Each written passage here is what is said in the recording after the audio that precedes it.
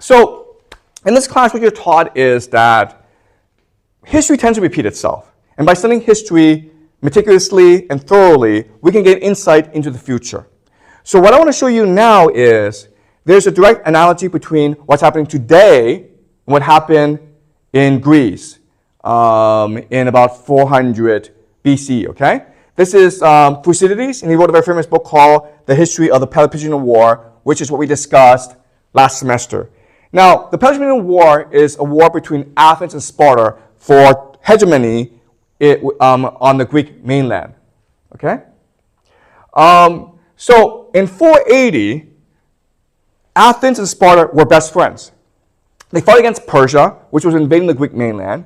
And at the Battle of Salamis, the Athenians basically destroyed the Persian navy. And the Persians were forced to retreat. But there's always a threat that Persia over here would come back and invade Athens and Sparta, okay? As well, throughout the Aegean Sea are Greek islands and colonies that are afraid of Persian hegemony.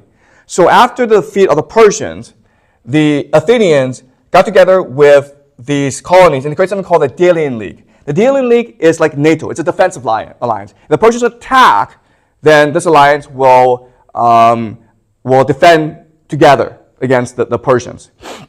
Now, the Athenians have the best navy at this time, and the other islands are like, we don't have a navy, but what we'll do is this, we'll give you our gold, okay? So to all these islands, they put all their wealth on a place called Delos. This is why we have the Delian League name, okay? And this money is meant as a mutual defense fund. You're not supposed to touch it unless the Persians invade, in which case you use this money to defend against the Persians. Okay, that's the idea. And this worked out well until the Athenians stole the money, right? Why? Because they wanted to create something called the Parthenon, okay, which is one of the most beautiful buildings in the world. And within the building, it's the statue of Athena. It's pure gold. Okay, so the Athenians stole all this money from Delos, from their allies, and they built this Parthenon, and the wealthy were able to steal from the Parthenon in the construction process. And so the citizens of Athens became really wealthy. It's easy money, right? And remember, easy money destroys a society. And so this is what led to the Peloponnesian War, because after Athens stole this money, it didn't apologize to its allies. In fact, it forced its allies to continue to pay tribute to Athens. Athens became a mafia state, okay? A protection racket. If you don't give us money, then we'll come invade you. And so these allies started to encourage Sparta to attack Athens, and then that's what led to the Peloponnesian War, okay? So there are three major incidents from the Peloponnesian War that I want us to focus on. The first incident is in 428 BCE, a place called Mytilene, an island. They were a former Athenian ally who refused to pay tribute. So Athenians invaded and conquered it. And now the question is, what do you do now? How do you teach these guys a lesson? How do you ensure this doesn't happen again? So one faction in Athens said, let's kill all the men. Okay? Pretty simple, right? Let's kill all the men, and then we'll spread fear among our allies, and no one will rebel against anymore.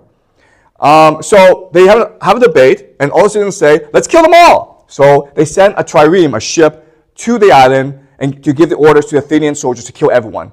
Well, not everyone, but the men, and enslave the women and the children. Okay?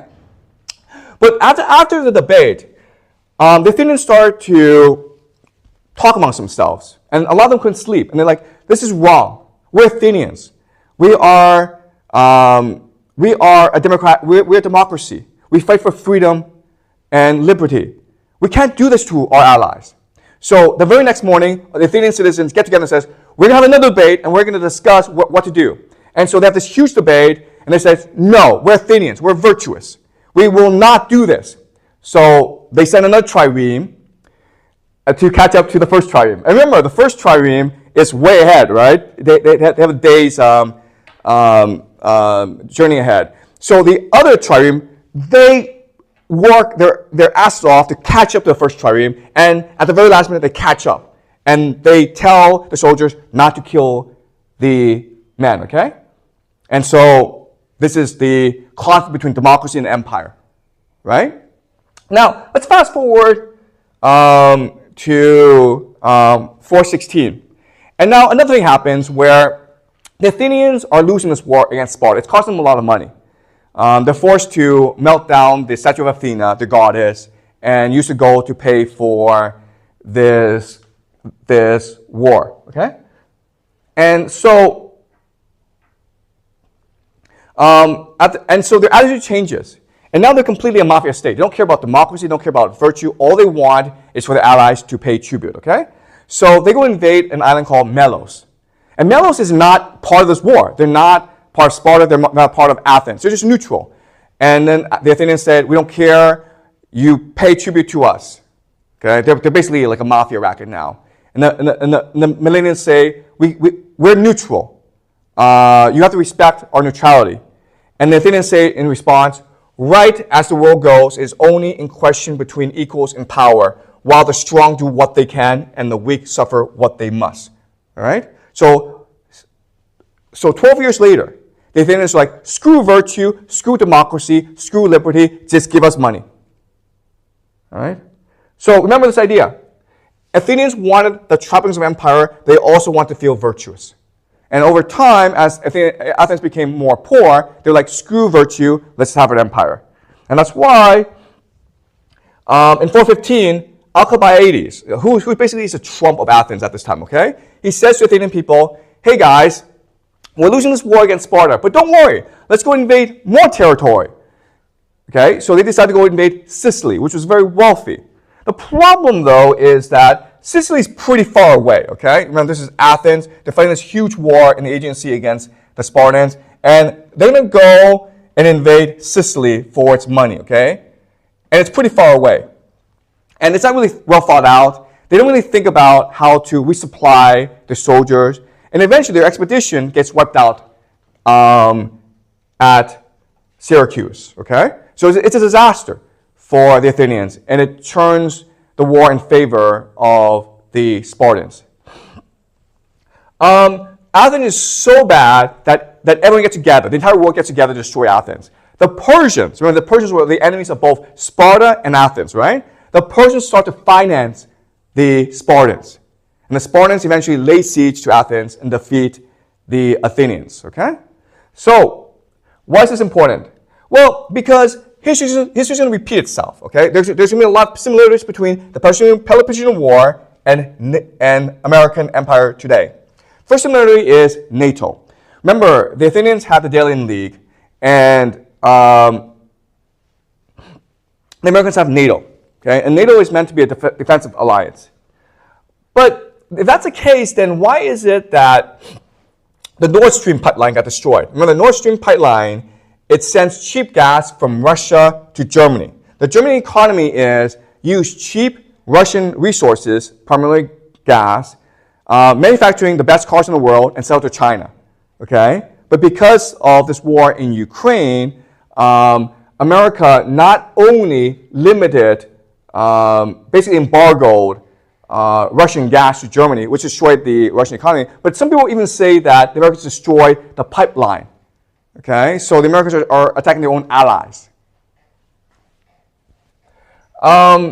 Trump has said that America should take over Greenland and Canada. Why? Because they're wealthy, they have lots of resources, and also they don't have really strong militaries, right? Trump, he's like a mafia godfather. America is behaving like a mafia system today. Now, what America is doing is it's forcing Europe to rearm itself. So this is Germany, and Germany, Britain, France, they've all announced this huge military budgets. And so you're like, okay, does this mean that we'll have World War III? Well, America doesn't think like that. America isn't like, let's fight Russia. America is like, how can we exploit our allies further, right?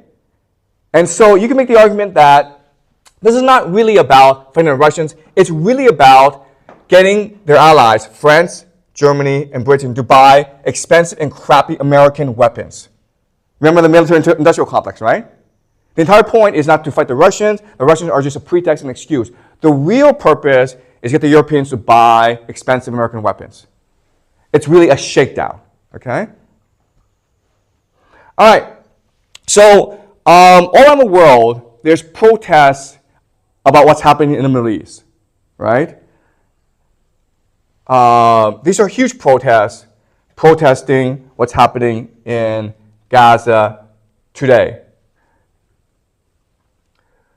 But ultimately, it's not going to matter, all right? Why? Because America's an empire. It's a mafia state. It needs to destroy Iran in order to maintain its power, okay? So Americans want the trappings of empire. They also want to feel virtuous. That's why there's conflict right now. Over time, as America becomes poorer and poorer and more desperate, this virtue will go away. And the raw, brutal power of America will express itself throughout the world. And this will eventually lead us to the final conflict, the war between Iran and the United States. Iran has been preparing for a long time, okay? Ever since 1979, America's been preparing for a long time. This conflict is World War III. I cannot overstate how brutal this conflict will be. It will lead to fundamental changes in the world. Our lives will never be the same again. Everything that we've known in the past is now gone forever. And we have to prepare for a new future. So, I leave you with a message, okay? I know that this class has been depressing. You've been with me for a year now. It's been very depressing, okay? Because we've gone into the heart of darkness of humanity. And I know that the world looks more and more terrible. But remember this, okay? And this is my final message to you. Remember this. The greatest minds of humanity, which include Homer, Dante, Immanuel Kant, they've all told us this. They've all told us one secret of the universe, one message, which is this. The imagination is the animating force of the universe. Love is the unifying force of the universe. Okay? What this means is this. What this means is that in the darkest times, when all hope has been lost, when there's only despair, any of us, you, me, you, any one of us, can rise up, stand up, and be the light to lead humanity forward.